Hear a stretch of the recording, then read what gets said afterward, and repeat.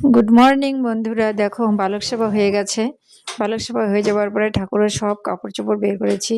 বালিশের cover, bed cover, blanket, তারপরে গায়ে দেওয়া ঠাকুরের গায়ের চাদর, সব কাপড় বের করেছি। টাওয়েল, গামছা সব বের করে ধুয়ে দিচ্ছি। আর ঠাকুরের তোষকগুলো রোদ্রে দিয়েছি। ঠাকুরের আসনের তোষকগুলো রোদ্রে দিয়েছি, সব ধুয়ে উঠিয়ে শুকোতে দিয়ে তারপরে ভোগ রান্না বসাবো। সকালে তো হলো, সকালের একবেলা কাজ। তারপরে ভোগ বসাবো। আজকে ভোগ রান্না করব, ছোলা দিয়ে মানকচু করব। খুব ভালো হয়, খুব ভালো খেতে হয় ছোলা দিয়ে মানকচুটা। আর করব আলু বেগুন দিয়ে চচ্চড়ি, আলু বেগুন ডাঁটা দিয়ে চচ্চড়ি আর ডাল। আর বেশি কিছু করব না, অনেক দেরি হয়ে যায়। তো দেখো কাপড়গুলো ধুয়ে দিচ্ছি, ধুয়ে মেলে দিয়ে অনেকগুলো কাপড় হয়েছে।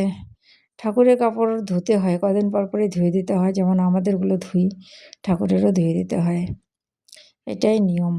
তো ওই যে দেখো পিছনেরগুলো ধুয়ে মিলিয়ে দিচ্ছি, সমস্তগুলোই ঠাকুরের কাপড়। পরে আমি আরও বের করে আরও ধুলাম, এই যে ধোয়া এখন এগুলো দেখাচ্ছি। আর পিছনেগুলো সব ঠাকুরের কাপড়, যে এখন আবার ধুয়ে দিলাম। এগুলো এখন মেলছি, মেলা হয়ে গেলে তাড়াতাড়ি গিয়ে কাপড় ছেড়ে ঠাকুরের ভোগ বসাবো।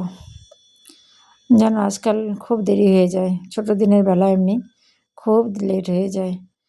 আচ্ছা, আমার ভিডিওগুলো তোমাদের কেমন লাগে কমেন্ট করো, লাইক করো, আর ভিউজ বাড়াও। প্লিজ ভিউজ বাড়াও, সাবস্ক্রাইব করো, কমেন্ট করো, সাবস্ক্রাইব করো। সব যে ঠাকুরের তোষকগুলো মেলে দিলাম দেখো।